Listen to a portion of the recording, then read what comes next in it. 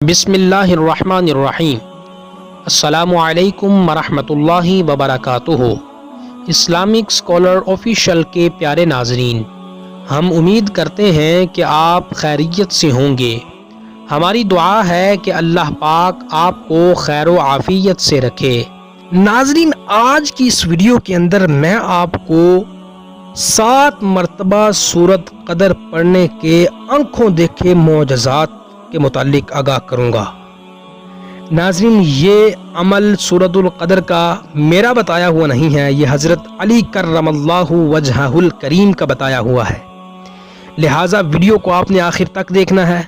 اور اگر آپ نے اسلامک اسکالر آفیشیل چینل کو سبسکرائب نہیں کیا تو ویڈیو کے نیچے موجود لال رنگ کے سبسکرائب بٹن کو دبا کر سبسکرائب کر لیں اور سامنے موجود بیل کے آئیکن کو پریس کر کے آل کو سلیکٹ کر لیں تاکہ ہماری آنے والی ہر ویڈیو آپ تک پر وقت پہنچ سکے۔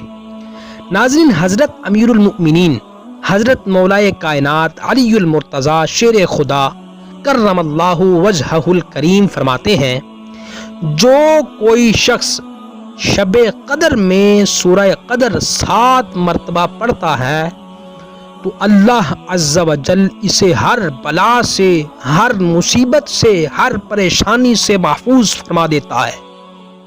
یہ حضرت علی کرم اللہ وجہہ الکریم فرما رہے ہیں۔ اور تو اور فرماتے ہیں کہ جو شخص 7 مرتبہ شب قدر میں سورۃ القدر پڑھ لیتا ہے، 70,000 فرشتے اس کے لیے جنت میں داخل ہونے کی دعا کرتے رہتے ہیں جب تک کہ وہ شخص جنت میں داخل نہ ہو جائے۔ پہلا اس کا فائدہ کیا کہ ہر بلا سے حفاظت، ہر مصیبت و پریشانی سے حفاظت، اور دوسرا فائدہ فرشتے 70,000 فرشتے جنت میں داخل ہونے کے لیے اس شخص کی لیے دعا کرتے رہتے ہیں، جنت میں داخل ہونے کی اس شخص کے لیے دعا کرتے رہتے ہیں۔ دوسرا فائدہ، تیسرے نمبر پر آقا علیہ الصلوۃ والسلام کے پیارے صحابی جناب علی المرتضیٰ شیر خدا رضی اللہ تعالی عنہ فرماتے ہیں کہ جو کوئی شخص سال بھر میں جب کبھی بھی جمعہ آئے تو وہ جمعے کے روز نماز جمعہ سے پہلے 3 بار سورۃ القدر پڑھتا ہے تو اللہ عز و جل اس جمعے کے روز کے تمام نوافل، تمام نماز پڑھنے والوں کی تعداد کے برابر اس کے لیے نیکیاں لکھ دیتا ہے۔ یہ ہے شب قدر کو 7 مرتبہ سورۃ القدر پڑھنے کی فضیلت اور حیرت انگیز معجزات۔